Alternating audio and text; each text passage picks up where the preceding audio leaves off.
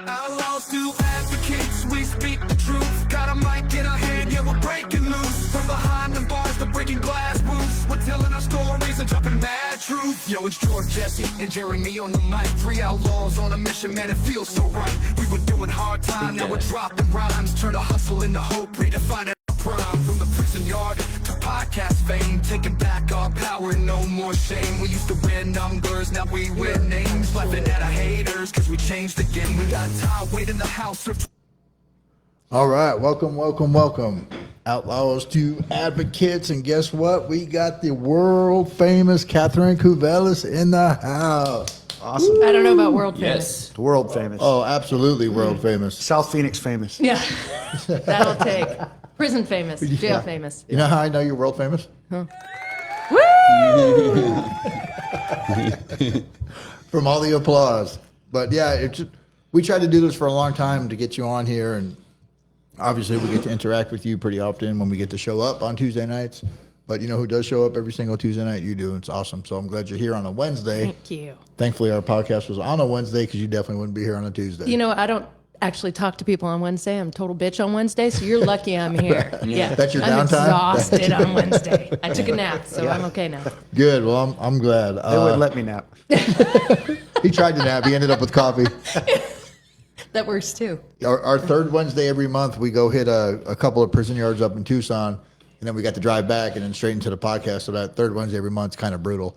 But again, we show up when we got to show up, right? Absolutely. So I'm George Nolan, reentry recovery advocate. Super happy and grateful to be here. Outlaw the Advocate, huge fan, world's best podcast, and this is my friend Jesse Messer, recovery advocate as well. Jeremy Shaw, recovery advocate. Let's go. Oh, I get to Katherine Kouvelas, recovery advocate. I don't know. Holy shit, I know how to say your name now. Yeah. I know how to say. Ashley says it one way. Siri says it another I day. answer to anything. Most people just call me Hot Mama, though. Oh, nice. That works. Hey, me too. Yeah. That was actually my name in prison. Shut up. Yeah. Who knew? That's what I called him. I was always wondering who that was. There you go. Now you know. In prison. you heard heard- about, you- have you heard about Hot Mama? I'm like, dude, Yeah. like, They know who I am. yeah. Or it could have been me. Usually it's in Or the hole, that, though. or That's where you hear the name. That circulates the holes. Oh my God, there's so many double entendres there, dude. But yeah, so it's awesome to be here, Katherine. Why don't you, because I don't know this. I know who you are now. I know what you do now. I know what your actions look like now. How did you get into... Why the hell did I start this? Yeah, well, what's your drivers for that? So long, boring story, actually. So turned 40, and I was like, all right, my kids are out of diapers. I got a little extra time on my hands. I want to start volunteering again. I was big into the Boys and Girls Club thing and kids, and then I had kids, and of course the time goes away. So I was at work. I work at General Dynamics in Scottsdale, and I was on the computer, and I was just Googling. I'm like, all right, what's around here that I could volunteer? And I'm like, let's check out homeless youth. So I type it in there, and bam, Tumbleweed pops up. Tumbleweed was an organization that took care of, and they said homeless youth. I thought that was kids. It's not kids. It was 18 to 25-year-olds. So they were all adults, but they're on the younger side. So I'm like, all right, I'll give it a shot. So I went in there, and the first day that I was in there, it was in Tempe. It was after work, and I sat down. I was scared shitless. I'd never done anything with homelessness at all. I'm an MBA. I have no business being in this line of work whatsoever, right? And for a lot... You have an MBA? I have an MBA. I never knew that about you. Yeah, Congratulations. finance. You could have helped me with my fucking math. I sure could have. Thanks for asking. No, you're an MBA. I love math. So I went in there and I sat down with these 3 young men, again, 18 to 25. It was iPod, It, and Brandon. And obviously Brandon didn't have a street name, but the other 2 did. And I sat down with them, and we talked for an entire hour. Whole hour, just talked. And I was just kind of blown away by the situation. And I told you earlier I wasn't a crier. I was a crier that day. So I left Tumbleweed, and I'm in the car, and I'm bawling my eyes out. And I called my mom, and I'm like, they don't have their person. You know, that person you can call at 2 a.m, having totally fucked up. You're on Van Buren, you've done whatever you've done, and you're alone and you're scared, and you call that person. That's your person, right? I don't care who it is, if it's parent, aunt, whatever. And I said, they don't have a person. Oh my God, they're all alone. They're on the streets. They're using. They're scared. They can't eat. I don't know what to do. And she very wisely said, well, I guess you're their person now. And I'm like, shit, I think I'm their person now. And that's what happened. So I started going in typically once or twice a week. And I was the GED tutor. I do a lot of air quotes. I don't know why. Nice. But that was my job. And they're relevant. Yeah.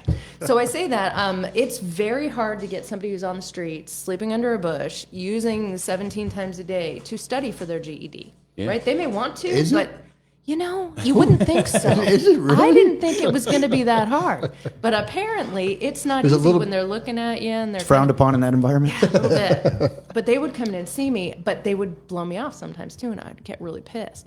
So I started bribing them like any good mom does, and I started baking like a freaking banshee. So it was baklava. See the nose? I'm Greek. I can do these things.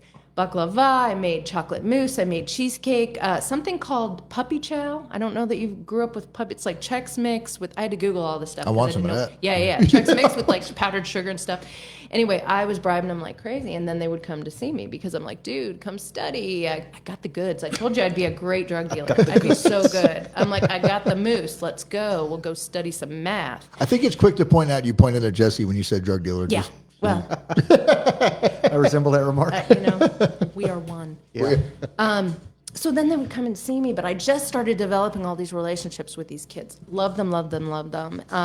And it just, again, broke my heart that they were really struggling. And I didn't understand it because I grew up in suburban America. We didn't have money, but we didn't know. I always had a bike.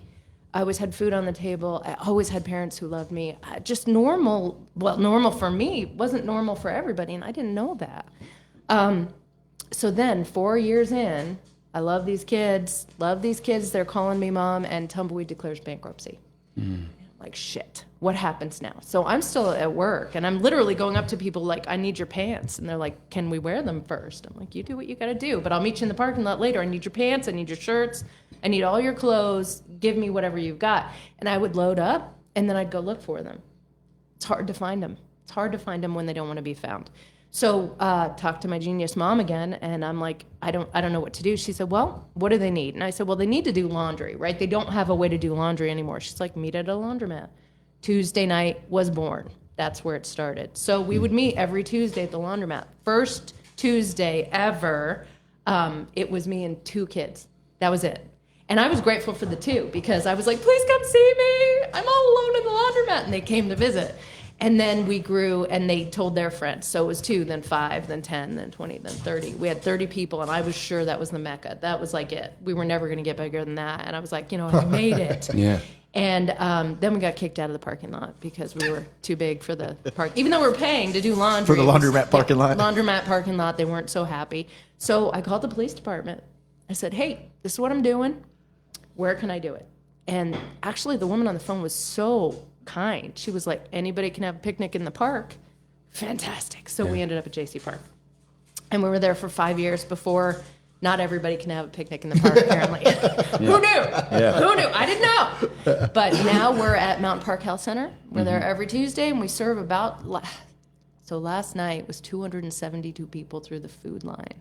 And we always add about 20 to that number because some people, drugs are bad and you don't eat when you're high sometimes. So we always add about 20. So we're up to almost 300 people last night. So when you said Mountain Park, Yes, Mountain Park Health Center. where's that at? It's on the corner of McClintock and Broadway, Awesome. northeast corner, every Tuesday. Who can come out there? Anybody. Anybody can come out there Anybody can come out. to eat? Yes, to eat. I'm of the mindset that I don't care if you're an ASU student, has no way to get dinner that night. If you're hungry and you want to stand in line for food, we are going to feed you. So anybody can come. And what we're starting to see now, it's not only the homeless kids, it's neighbors. Community. Right? They're food insecure. These people don't have dinner. And there's a shelter nearby the Tempe transitional housing, and all those kids will come. So we're seeing more and more children coming. They're indoors, but they're food insecure. Again, we will feed anybody who comes out. Yeah. So it was pretty awesome. I was there, and there were some. I think it was 3 men. It might have been 2 men and a girl, but I believe it was 3 men. And they were walking around. They were looking. We had a new table there for New Freedom. We're hanging out, and I was like, they just looked like something was off, with them. Like I was like, what's going on? They're like, so is this like a carnival? And I was like, no, the lady, Catherine, she does this to feed the people that don't have any place else to eat. And they were like, should we leave? I was like, well, what's your story? What are you guys doing here? They're like, oh, they just got into the country to attend ASU. That's what triggered that memory. Mm-hmm. They just got into the country. They're getting ready to start ASU. They lived in like the apartments across the street. Saw all the people. Thought because it looks like a carnival or a street fair or whatever. Driving by that, it doesn't look like a whole bunch of people who are experiencing extreme amounts of suffering, attending an event where they can receive support, services, clothes. Right. I've seen Frisbees given away there. Stickers, literally everything, man, from pens up. So it's funny, the homeless carnival thing. So when we were at JC Park, the cops knew me, which, anyway, they called me and they're like, they know us too. They know you too. They told me. They called me up and they're like, hey, we got a dude who's complaining. We were there for like 5 years, and I think we had 2 people in the neighborhood complain. And one, their kid's bike was stolen off their patio, not on a Tuesday, and I bought them a new bike, so they were fine. But this one dude who was upset because his property values were going to go down because we were feeding the homeless one day a week, he's like, he called the cops, and he's like, they're having a homeless carnival over there. And so the cop called me. He said, you're having a homeless carnival. I'm like, yeah, that's exactly what we're doing. That is what it is. So now I call it that too. Yeah, and the energy and vibe there too is like, if you go there and you judge anybody, you're the one that's going to get jumped. Yeah. You know what I mean? It's it's just the energy and the compassion and the love and just that whole, there's like almost like clinical room feel, and it's just broad, So in addition to the food, what other support do you offer there? Do you still do the GED stuff, or is it closed as well? Or? Yeah, so we it's kind of like trick-or-treating. Everybody who goes, I don't have a better way to describe it, and you can't really describe it until you've experienced it, right? It's different. So I tell everybody who wants to come show out, up. Yeah, where the hell have you been? That's kind of where I was going with it. Math is his excuse. I get math. But it's like trick-or-treating. Not anymore. So you get a bag and you go around to the different booths. So we have men's clothing, women's clothing. We have hygiene. We have, I call it the dollar store table because we spend about $200 a week at the dollar store. It's coloring books and crayons and markers and playing cards. I bag, and actually George and Ashley bag as well. Drugs. Yeah. Yes. Yeah. Advil, Tylenol, legal drugs. All the stuff that you can't afford if you are homeless, right? Tylenol's if you don't expensive. have Tums, you don't have, you've got issues. So anyway, we give all that away. We have sandwiches. So we're the only sanctioned feed. They call us a feed. It sounds kind of like a cattle drive. I hate that term. I hate it too, but that's what they call us. They say it in prison too, time to feed. Time to feed. It's terrible, but that's what they call us. So we're the only sanctioned feed. So we go through the special event permit process. We pay the city a special event permit to be able to do this every Tuesday. Mountain Park Health does not charge us. They are amazing. And we get to use the parking lot. So I don't know where I was going with that. Well, I think it's what's cool. It's just a really good symbiotic relationship too, because anybody that's doesn't have insurance coverage or medical coverage, they have an assister there. They can go get their benefits accessed, and then they can get just really, get they run can on go your right feet. inside. So we brought he's actually at Axiom, one of our kids. He just got out, he needed medical, he got his access, and I brought him right inside to get an appointment because he needed meds and that kind of thing. Another thing that we do, which is, I love this, we have the Arizona Liver Health people come out. They do rapid Hep C testing and HIV testing. But for Hep C, they'll do a rapid test, 20 minutes. They know, hey, dude, you've got Hep C, come on over. They do a call with the doctor immediately, like a FaceTime call, and then they get them on meds immediately. So they have cured 80 people of Hep C since they started on Tuesdays a year and a half ago. Like literally cured them. They would be dead. And that's not cheap. That's not cheap, but it's all covered by insurance. It's completely free to them. Because it's rapid, they know immediately that they have it. If you wait a week, you lose them. Do you stand by the quality of your sandwiches? You know what? They kind of suck. They do. And during COVID, I'm not going to lie. So during COVID, I told everybody because Are they COVID Hep C free was scary. sandwiches? Yes, Okay. that I can guarantee. Okay. Although, it's funny with the sandwiches because some of the ladies who put them together, they've got a system. Yeah. They're like, you have to put peanut butter on both pieces of bread and jelly in the middle. Otherwise, it soaks through. So they've got a whole system. They actually mark them strawberry, raspberry. Oh, that's so awesome. Yeah, so it's sweet. fantastic. Yeah. And that's a big part of what we do. So it's like trick-or-treating. They go around all the different booths. They get what they need. And then we have George there who knew freedom. We're like, hey, you don't have to be on the streets. When you're ready not to be on the streets, I got a guy over here who can talk to you. Or we have Crossroads there, or we have Aurora. We have Ubers that will take them anywhere they need to go when they're ready. We've had total strangers walk up to us on a Tuesday and be like, I'm done. I heard you can help me. I'm done. Yeah. I don't want to do this anymore. Mostly in the summertime. Yeah. And personally, we've been able to accept 4 people. And I know through referrals from people that I've talked to after the event that have called and wanted to come to New Freedom or to treatment in general, Yeah. probably I would say somewhere between 7 and 10 where they were referred to a Crossroads or to ARC or to Sanctuary, any of the other places.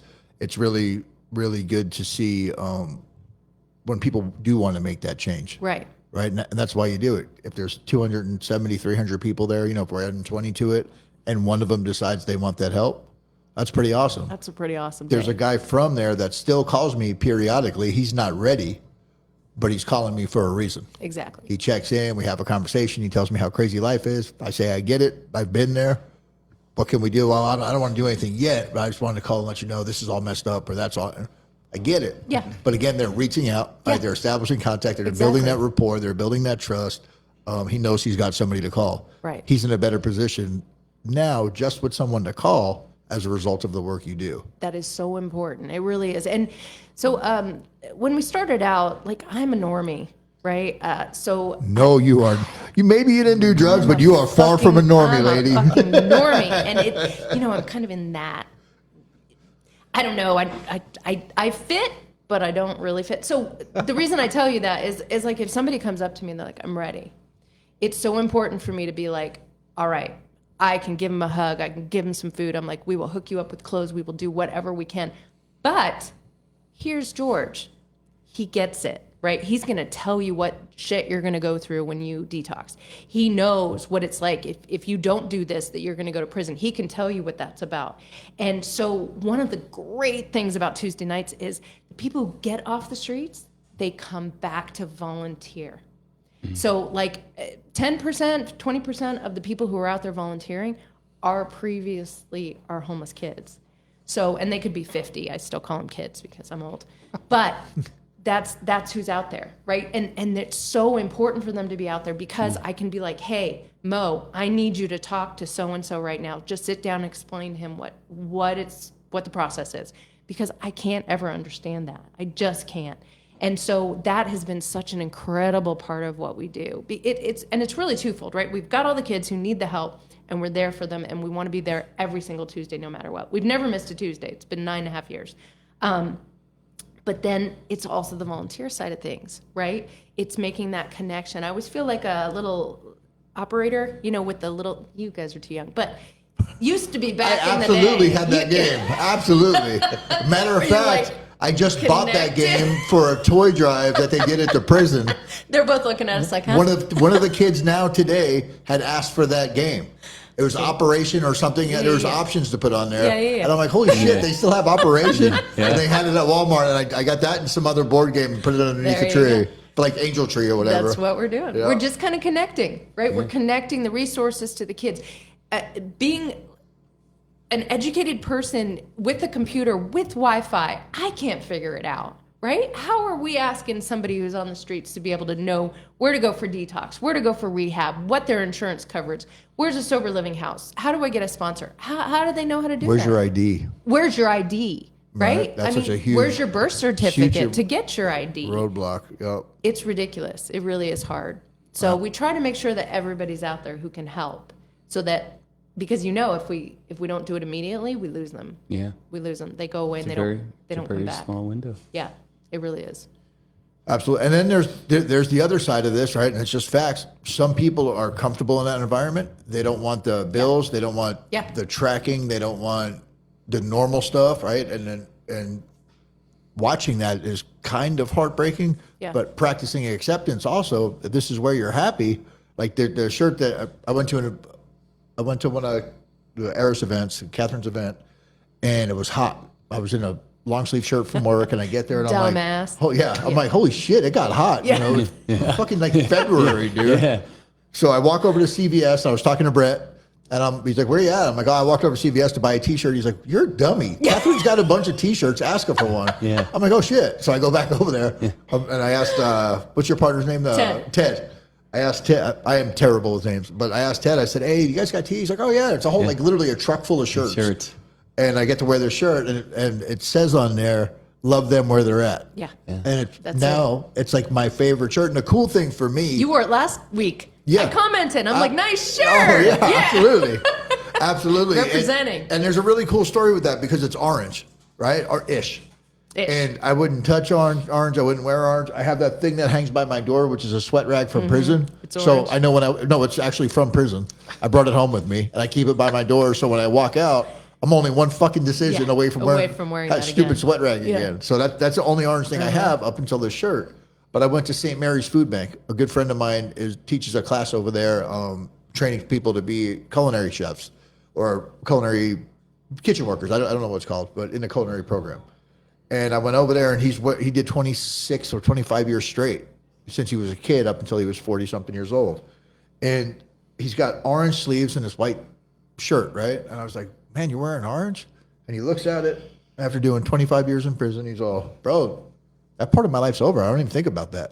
Wow. And I was just like, holy shit. Wow. I'm going to wear some orange. I'm going to think like him because that's pretty cool. That's pretty How'd you get cool. over that? You know, you chose to get over That's it. pretty cool. And so then I got that shirt from you, and I was like, oh, this is awesome. Hey, I actually look all right in orange. This works. So now I get to wear it. So you cool. help me get over that There you go. self-stigma right Now I there. know what to get you for Christmas.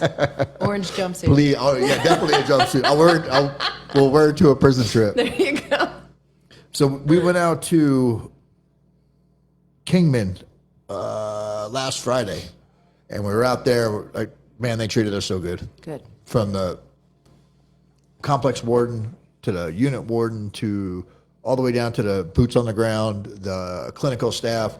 They had us in the buildings, talking to everybody on the rec field where your brother definitely wasn't working out. Well, his brother's on the yard there. In Kingman? And he didn't show up for It's the. a nice facility. He didn't show up for the event, and he told Jesse, "Oh, I was working out in the yard." I'm all bullshit. I was on the fucking yard, dude. He also told me he would be at the event. So there's some conflicting stories, but you know, there's that ambivalence. So we're out there and we're talking to these guys, and they put us in this room. There's at every bit of 100, 150 guys in there. Every bit, just in this room, listening to myself and my buddy Matt speak.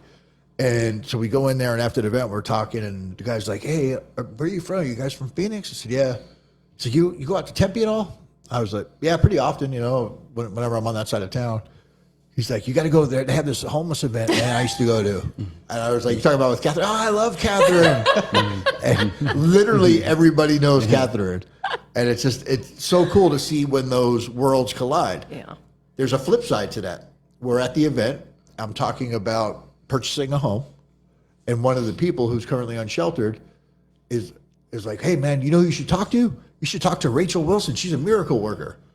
My broker is Raquel Wilson. Oh, stop. So she's so involved in this community, inside the prisons and everything else, that people who are unsheltered know that they know somebody who's going to help them when they're ready to purchase a home, an expert who can help them navigate that. Because I didn't know what the fuck I was doing. Right. You know what I mean? Just like They don't teach you that in high school. no, They don't. I still don't know what I'm doing. No. I get some. I'm like, okay, I got to pay that, and hopefully I got enough money, and I pay You know how it. many times I've been to the bank with someone who Yeah. never had an account, and they're like, "I am scared to death." I'm like, "All right, we got this, no problem." Yeah. And they sit there and they look at the banker, and the banker's talking, and they're talking out of their ass. Like they're saying stuff you don't need to know to open a freaking checking account. And I'm just sitting there looking at them like, I just told them, just nod, you'll be fine. And then we get out of there, they're like, "I missed it all." I'm like, "You didn't miss shit. Don't worry about it. You got your account. You're good." But it's terrifying. Yeah. All that kind of stuff is scary for first-time people. It is terrifying. And you know what really sucks? After I purchased this home, I learned how to use the TVM calculator because of my stupid fucking math class. And now I know I'm paying like No, $670,000 for my $290,000 Make double house. payments Oh on my your God. yeah. Yeah. Yeah, that's a class everyone should have to take. Absolutely. Absolutely. I was like, holy shit. It's scary. Yeah. You know what else I think people need to know too is like, 10, 15 years ago, they didn't have the resources that they have now. So if you've been on the street, if you've been in prison, if you've been in jail, if you've been disconnected or never involved in this community, I mean, you don't know. Yeah. You don't know that there's so much help. You don't know that insurance pays for halfway houses. You don't know that there's places that you can get help. Yeah. So if you don't stumble across any of these events, you don't know. Exactly. And you just think the world's against me. And they do. I've had so many people be like, they're trying to kill us. They're literally, and I'm like, that's terrible. But that their minds, there's a lot of things that go on, and you guys know better than I do, but they literally think that people are out to kill them. Like the cops almost ran me down. They're after me. They 14 times. And I don't know how much of it is I forget what the name they use too. It's like something stalking. It's got some like verbiage to it that they use. It's terrifying. Yeah, They're seriously scared. Whether it's true or not, they believe it. They believe it's true, and that's all that what's matters. important. Yeah, exactly. I had a guy at your event that came up to Ashley posted the address on there. Good job. Oh, thank you, Ashley. Good job, Ash. You're a great producer. You're better than we are. Like, just come to Tempe, you'll find She got the remote in one hand, the phone in the other. She's handling business over there. Good job, Ash. But I had a guy that came up to our table, and he's like, "You help people?" I said, "Yeah." He's all, "Well, I'm a fucking assassin. You help assassins?" I said, "We do." Yeah. He goes, "I don't think so," and he walked off. That was our first interaction. Since then, he came back and accused me of stealing his jacket. And then now, You shouldn't steal his jacket. I gave it Don't do back. that. Oh, I okay. gave it back. All right. I felt bad. I think Ash took it. She's actually wearing it right now. You guys can't see her, but now when he comes by, he says hello. Yeah. Like that was the couple That's of what it things that takes. broke the ice. And I think that's where a huge disconnect can happen, because you'll take that interaction, people will take it personally, Yeah. then they'll hate that person or fear that person or whatever, and there'll be that divide. Right. People have mental health issues. Absolutely. People aren't living on the streets like that because they're feeling really good and everything's okay upstairs and they Exactly. just want to live outside. Yeah. And that goes for almost that whole entire, I don't want to put everybody in the same bag, but it goes for a majority, I can say You're that right. safely, of that community. Absolutely. And to be able to show love, compassion, empathy, and have conversations without getting offended by something somebody says. Yeah. Put your own beliefs, your own biases aside, and actually support somebody without loving them where they're at, without telling them where they're supposed to be. Exactly. Right? And that's the hardest thing. So I do, puppy. Oh, yeah. I love puppy love. She's the co-star. Yeah, she's awesome. I do presentations. Not a lot. I love doing them because I love talking to people about the issue of homelessness. Most people are not raised with a homeless cousin or a homeless, they don't have an insight to it, at least where I go and I speak. And I tell everybody, I'm like, all right, you see a group of homeless people out there, and I want you to look at them and picture them in kindergarten, okay? Whole group of kindergarten students out there. How many of them do you think, way back in time, if you would ask them in kindergarten, what do you want to be when you grow up? How many of them do you think would have raised their hand and been like, I want to live behind a dumpster. I'm going to dumpster dive for my food. I'm going to beg people for money. I'm going to use drugs 74 times a day. I'm going to get these awesome pills called blues. Not one of them, right? Not one freaking kindergarten student would do that. And yet here they are. So when you see this crowd, know that something happened from that day in kindergarten to today that derailed them. I don't know if it's physical, sexual abuse, emotional abuse, mental health issues, whatever it is, it's not for us to judge, but something happened. So you look at them with compassion and you realize that it's really our job to figure out what that one thing is to help them not be living this state of turmoil where they feel this is all they're good enough for.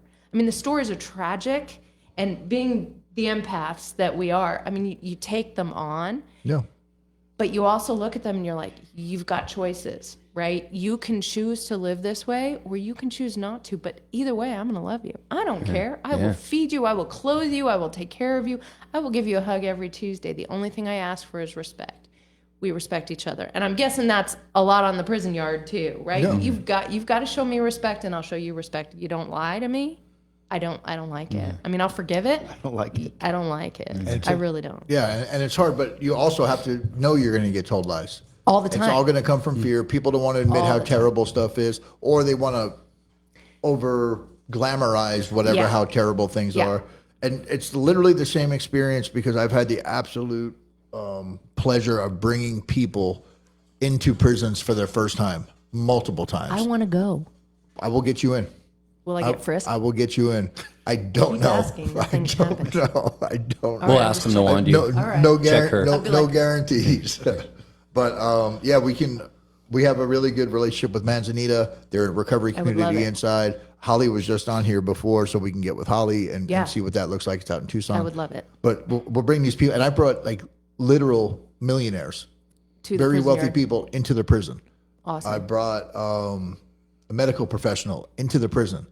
And when we leave, and then just some regular people that I've met at different prison events, and we're leaving, like, man, those are like really nice guys in there. Yeah. Hey, that guy was really smart. Yeah. Hey, that guy said really nice stuff. Yeah, no shit. There's human beings in there. Yeah, exactly. Like, what do they think? Well, they think what they see. It's not even their fault, but they see on TV the rape and the murder and the tattooed faces and all this other stuff.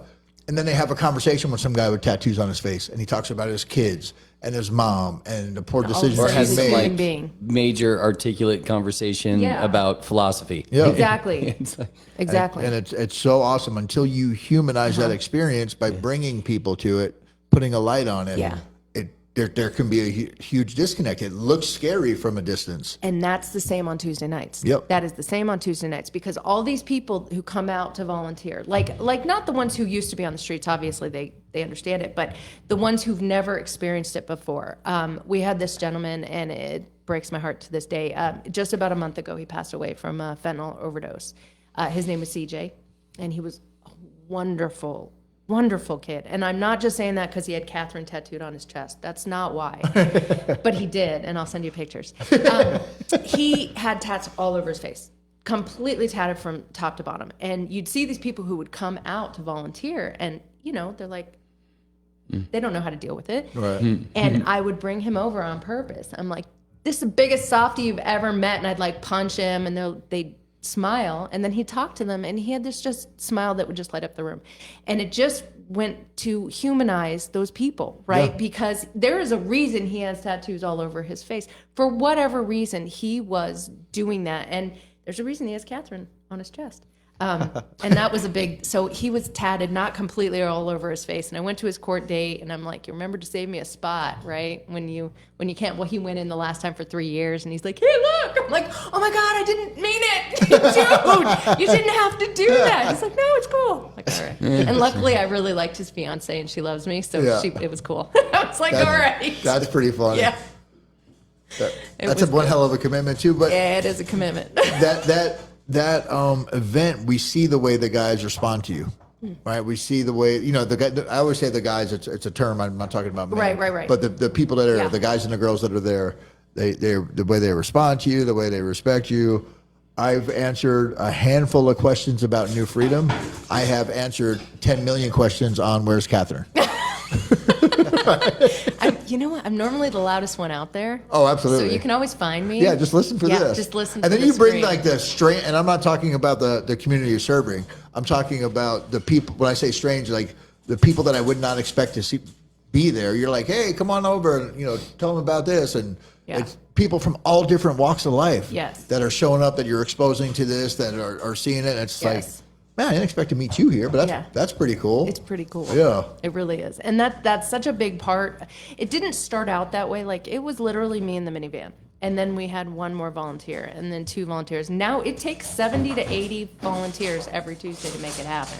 It's a production, right? And it is by no means me. I mean, I spend a lot of time on it, but Ted probably spends 30 hours a week doing the thing. There's stuff that people don't think about, like the liability insurance. Mm-hmm. And, we got to order the T-shirts, and we have to make sure that this person is showing up and the dinners are prepared and the stuff is bought and all that kind of stuff. There's a lot behind it, but it's all worth it. The equipment, the stuff back and forth. Like, the equipment, the water. This isn't four people at a table talking on microphones. Yeah. This is an event that serves up to 300 people. We do. Yeah. We do. And in a rapid, organized... has to be. Hour and a half, we're out. I mean, Well, about 2 hours of cleanup and stuff. Yeah. But yeah, we're out quick. And we literally pop up a village and then we put it back down and then we go out. But part of what's so important about it, like we just had a group of guys from Axiom. I don't know how much you work with the Axiom group. We love them. Yeah. Yeah, we love them. So they came out and I was talking to one of my boys, Mo. He cleaned and sober, like he's coming up. We don't give frontsies, right? But 420 is his date. So Nice. I'm just kind of keeping it in mind. Anyway, he's coming up on 4 years and he got out and he was gung-ho all in, right? He was done. He wasn't doing this anymore, which was amazing. He brought his Axiom guys out because he works at Axiom now. And on the way over, he was telling me they were bitching and moaning, like, why do we have to go volunteer? That's fucking ridiculous. Why can we just go back? And then he said, Katherine, on the way home, they're like, can we go back next Tuesday? I'm like, yeah, those are my people. Like, those are my people. You can see them when it lights up in them that they feel it, right? It means something to help somebody else. One of our volunteers told me once, this was like 6 years ago, he said, you made me Santa Claus. I don't know how you did it, but you made me Santa Claus. I get to go just make people happy. And I tell people that. I'm like, go make people happy. Give this away, right? Here's some stuff. Just give it away and make someone happy. Because that's what we're out there to do, right? A lot of people, one thing that I think is really amazing about what we do, and here I am bragging, but we are not bureaucratic in any way, shape, or form. We are volunteers. We are grassroots. We get our hands dirty. And so we just started doing metrics and things like that because for grants and things, you have to have them. Yes. But in general, I don't care how many items I give you. If you need 17 pairs of socks to make you happy today, I'm going to give you fucking 18. I don't care. And I'm not going to jot it down. Nobody needs to know. I'm just going to give it away. Everything we do is giving it away. And it's all for the purpose of just making people feel decent. We had one gentleman named David. He works at St. Mary's Food Bank, which is where I thought that story was going. I thought maybe you ran into him. Sober 5 years. He was out on the streets for probably 10. And he's my age, so he's really young. And I would see him and I'm like, dude, what are you doing out here? He used to have a 6-figure salary, like the wife, children, blah, blah, blah. Mental health issues happened. Started down the path of meth, and then all of a sudden he was on the streets. It happens, right? So we would talk, and he was kind of shy, quiet, stayed to himself. Every week we'd talk, we'd laugh. I'd be like, dude, we're old. He's like, yeah, we are. And then he got sober, and now he's at like 4 or 5 years. And he went through the culinary program at St. Mary's Food Bank. Now he's been working there ever since. He's got a watch addiction now. He buys watches. That's his thing. He's like, I've got like $30,000 in the bank, and I just want one watch. I'm like, go get your watch. But he's amazing. And he told me after he got sober, he came back and he's like, I got to tell you that I had a way to kill myself. I knew how I was going to do it and I had it. And I never asked him how he was going to do it. But he said, if I did not smile one time every day, I was going to kill myself. That life wasn't worth living at that point. Why bother? And he said, sometimes on Tuesdays, I got enough smiles to last me till the next Tuesday. And that was all the difference to him. But then when he was ready, he was ready. And I think that's one thing you just don't realize what just being out there and smiling at somebody, not judging them, giving them a hug. Hey, do you need some water? Did you get enough to eat? Just little questions. Yeah. It makes a difference. It really makes a difference to these kids. Treating somebody who like a human who hasn't been treated like a human or even felt like a human, regardless of how people are treating them, right? Yeah. Those are lows. I've been unhoused before. I can't remember a time where I actually ended up having to sleep outside. But that's because I was robbing and stealing and doing all other kinds of stuff where I used to tell, like when I got arrested, the cops would ask me, where are you living at? I'm on tour, dude. I'm staying in hotels, friends' houses, all that stuff. Tour. But it's still a really shitty feeling. Yeah. It's a really, really shitty feeling. It does wonders for your self-esteem not to know where you're going to sleep that night, right? Yeah. Especially if you're to the point where you're just sleeping outside and you know it and you have your camp set up and you have all that. Yeah. And it's such the magic that happens out there. It's absolutely 100% saving lives. Yeah. Right? It's not saving everybody's life. Nothing anybody does is going to save everybody. But people are absolutely being saved by this. And it's funny because I met you through Brett and you came down for a tour of New Freedom, and maybe it was the MBA in you, all this other kind of stuff. When I saw you, I'm like, oh, this is going to be a conservative lady, you know. She walks in, and she's like, this fucking place is great. I'm like, all right, cool. This is my people right here. I have a problem. It's a problem. It's awesome. It's awesome. I've been called Mother Teresa with a potty mouth. Nice. Yeah. That's Todd. Right. Oh yeah, Yeah, I he's bet. like, you are Mother Teresa with a fucking potty mouth. I'm like, yeah, I can't help it. Yeah, he's awesome. He's on guy. a good path. Yeah. He's got good things coming. Surrounded by great people, making good decisions. Another result of the ARIS events, right, and connection. So that's what you do for your service work and for your passion and your purpose, and you're a million people's person now, right? You grew into that role. What do you do for you? What do you do for fun? What does that look like? Do you have time for that shit? Sleep is so nice. It is. Such a magical All thing. of us young people say that. Oh, yeah, I love it. If I could be in bed at 8, it would be magical. Believe it or not, I really like accounting. Do you? I do all that accounting, and I bitch about it like crazy, but I really, really like that. I love Excel. It is my friend. I like my job. I really do. I've been there 31 years this year. It was like first job out of college, just stayed. I really like my job. I am absolutely passionate about my family. I have the best kids you could ever imagine. I have a really, really close family. My husband, my mom, my brother, my nephew and niece. I have a wonderful family. So my downtime is maybe heading up north, going to the cabin, just kind of chilling out, reading a book. I told you I don't get to read very often. Audible is my friend right now because that's how I kind of I bought my first one and broke my cherry. Oh, see, it's a wonderful thing, especially when you drive a lot. It keeps you going. I should have learned languages with the amount of time that I was driving back and forth to work. I really could have, but I didn't, unfortunately. That's kind of my joy. But Tuesday fills my cup. It does. Wednesday, I told you, Wednesday I'm a bitch because I'm exhausted from Tuesday because it's so much energy. And again, being an empath, you're like, bam, bam, you're feeling it all, you're seeing it all. It's sad. Tuesday night, every night, what I do is I spend about an hour sending pictures of people to their loved ones. So I get a lot of calls, and their loved ones know that I'm doing it. So when I take a picture, and this is one thing people should know, because I know everybody listening is going to go immediately out to our Facebook page and to our website. The website sucks because I did it, but the Facebook page is kind of fun. And we post a lot of pictures, but we do a lot of selfies. And it's not because I think I'm incredibly good looking and everyone needs to see my face 100 times. But that's only like 85% of it. That's only 85% of it. And I look really thin from here up, so it's fabulous. But what I realized about 10 years ago, this young lady on the streets named Britt was like, we should do a selfie. Never heard of it before, right? Because I'm old.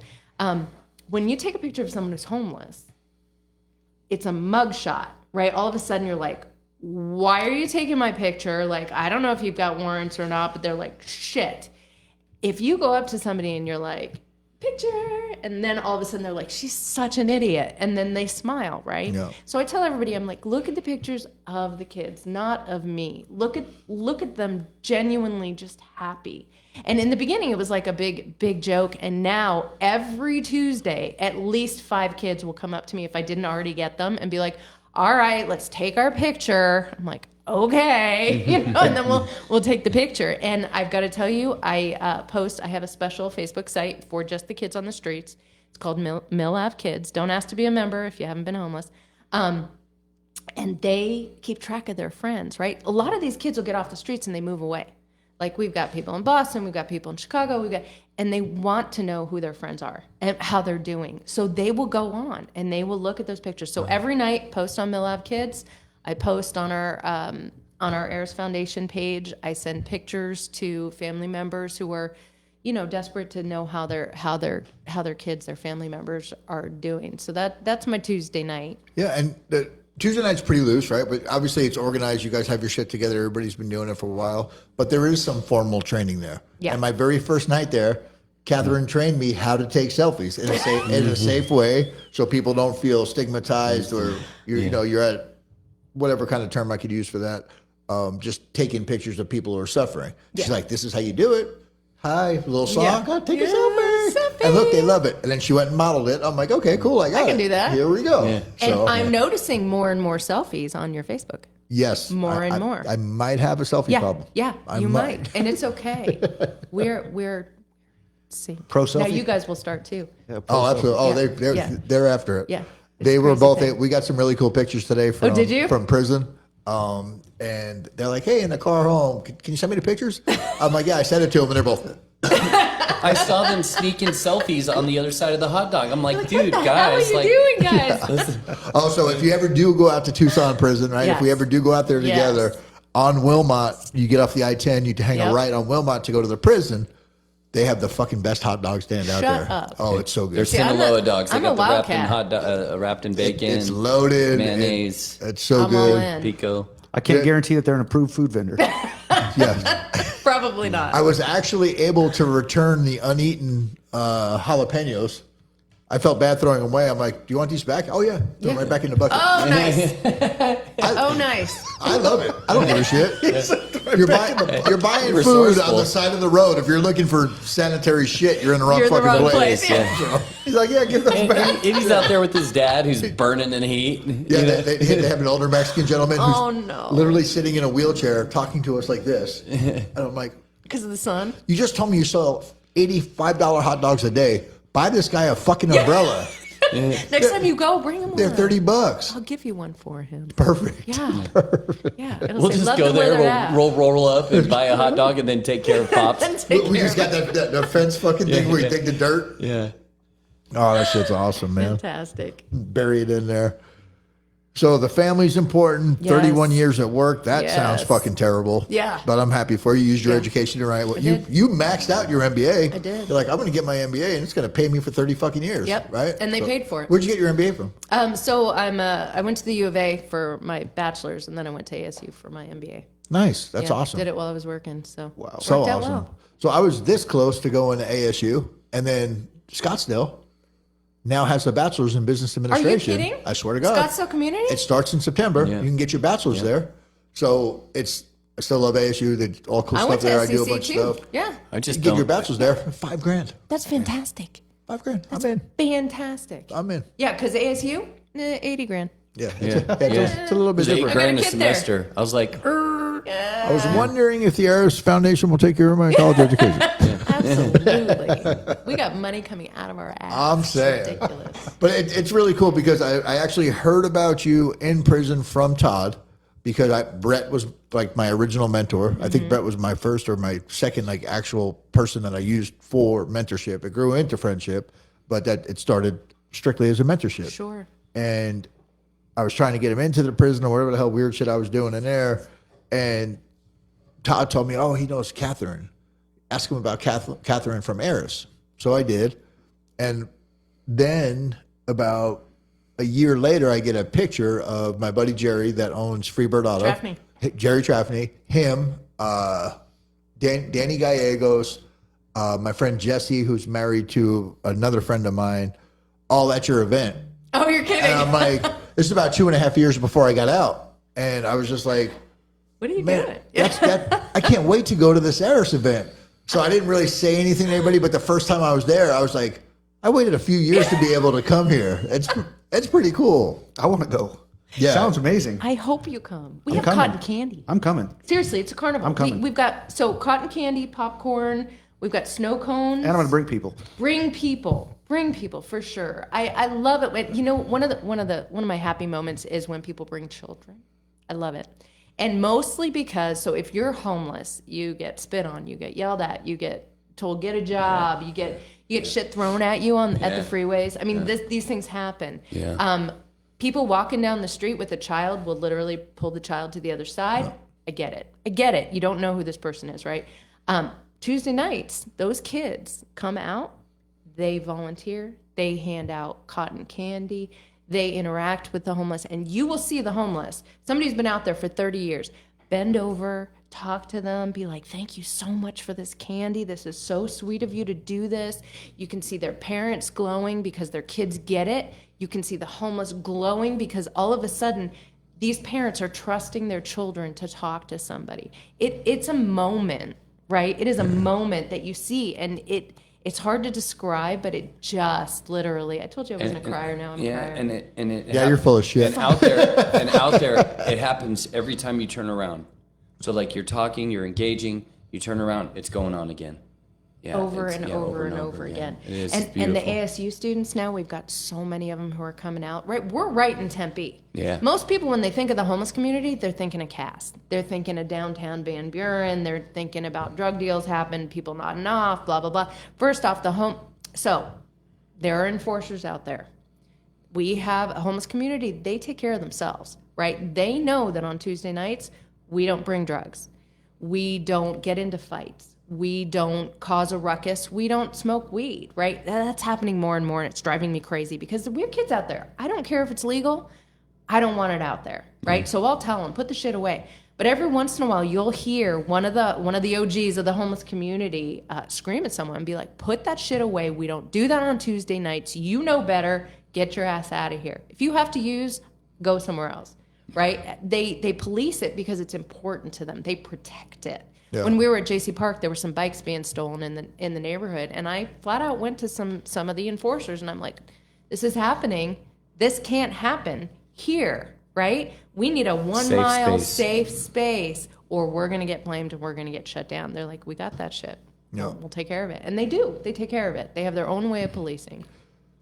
And the way they respect you, right? The way you're able to communicate with them, the amount of work that you put into this, it shows, and it saves lives, and it's effective, and it's great to be a part of, and I'm so glad I got invited out there. So Ashley had came up with an idea this week, and she kind of shared it. As we wrap up the podcast, we're into our last few minutes here. It has to be under an hour, otherwise I can't put it on TikTok. Got it. So that's pretty much my. So shut the hell up, Catherine. So TikTok rules my life, is what I'm saying. It's my decision maker.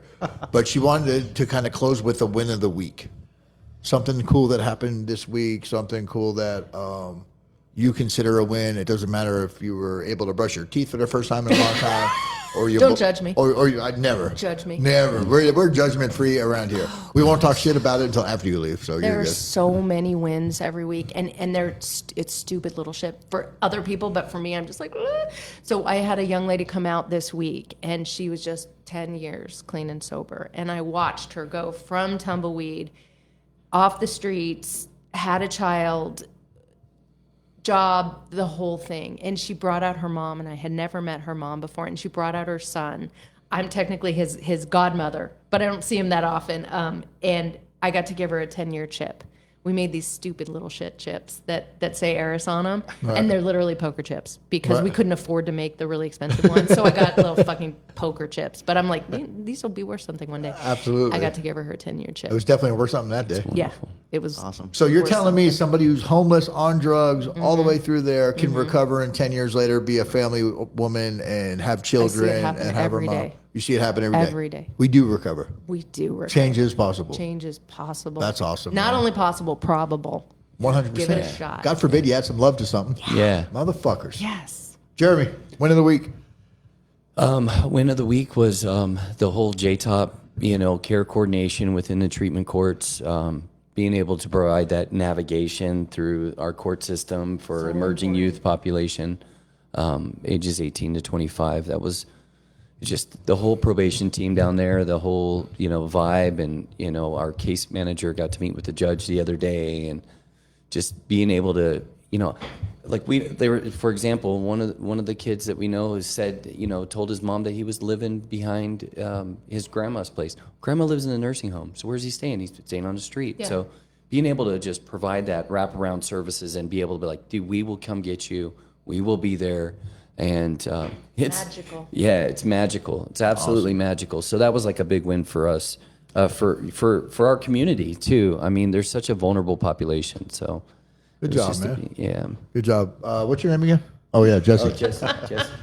That's awesome, brother. What's your win of the week, buddy? Prior to this podcast, I definitely would have said going into the prisons and carrying a message. Yeah. All of us have spent many, many years in there, but after hearing Katherine, definitely. hearing about what you do. Yeah, it's amazing. That's my win of the week. He's my new favorite. I am dead He's serious. my new That's bullshit. Out. He only said one You're thing. out. I think he said one She thing. had me mesmerized. She was great. This is probably my favorite one. She won't speak. shut the hell up. No, is it was what he great. said. I couldn't speak. Sorry. I was too busy welling up and holding back my tears, and then No, you were I couldn't have amazing. anything to say. The stuff that you do is amazing. Your program is amazing. I was Thank mesmerized listening to it. Thank you. And I hope a lot of people hear about it. And I'm definitely going to show up and bring people with me. I will give you free cotton candy I eat a lot of it. and crumble cookies. I eat a lot of We them. get those too. He'll eat the metal that it's made in. I like socks. Does it come in a box? We He will, have he will eat the box. 40,000 fucking socks. I will get you Bombas. But definitely If I ever buy them. meeting Catherine and learning about what she does is definitely Thank my one of you. the week. Absolutely, and that's the other thing I want to say too.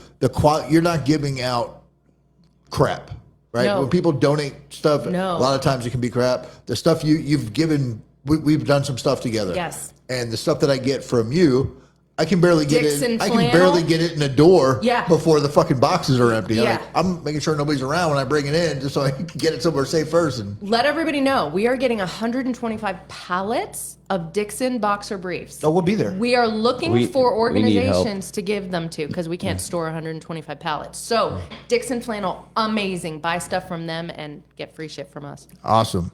Cool. So my win of the week, other than Catherine being here, which is pretty didn't say awesome. that. Yeah. I'm trying to get my Very favorite. awesome. You didn't say I'm trying to get my favorite title back, but it's not working.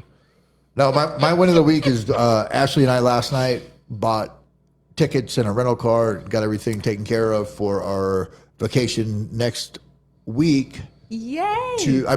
Next month to Pennsylvania to go. She's going to meet my family, spend the week with the grandkids and everything. Nice. And it was really cool to actually make that happen. Now that I'm thinking about it, I better put in for my fucking PTO. So Yeah. everything lines up. Otherwise, you're not going anywhere. Yeah. Denied. Otherwise, Ashley and I are going to Pennsylvania. Yeah, somebody's going. The Yeah. tickets are already bought, not refundable. Grab a couple people from the event. But we love you. We support you. We do. We love you. This is I do believe Jesse when he says this is his win of the week and he was memorized because this is the quietest he's ever been. So thank you for that. That might actually be Anytime. my win of the week. But yeah, it's awesome to hear your story. For those of you out there that haven't seen this, we literally did not do it justice, including Catherine, for the magic that happens out there. We try to explain it. It's one of those things that you have to go out, you have to see. You have to see it. The address is in the chat. Mountain Park Health Center, McClintock Yes. and Broadway. Yes. On the corner every Tuesday night. Starts at 5 o'clock is dinner. So but we get there set about up 4. 4:15, 4:30. Yeah, get there about 4 so Yeah. you're early and you're ready to help. Yeah. The more people out there, the better. Everybody's welcome, especially if you're suffering from food insecurity. If you're having a Yes. bad week, you don't have some extra money, whatever that looks like, everybody's welcome. Come out. We love all you guys. If you're suffering, please reach out. There's plenty of people for help. Hit any of us up. We don't have time to go through the chats, but you got some really amazing chats and compliments and stuff that's in there. So review that later. Love you guys. Have a great night. Don't we get to hear this?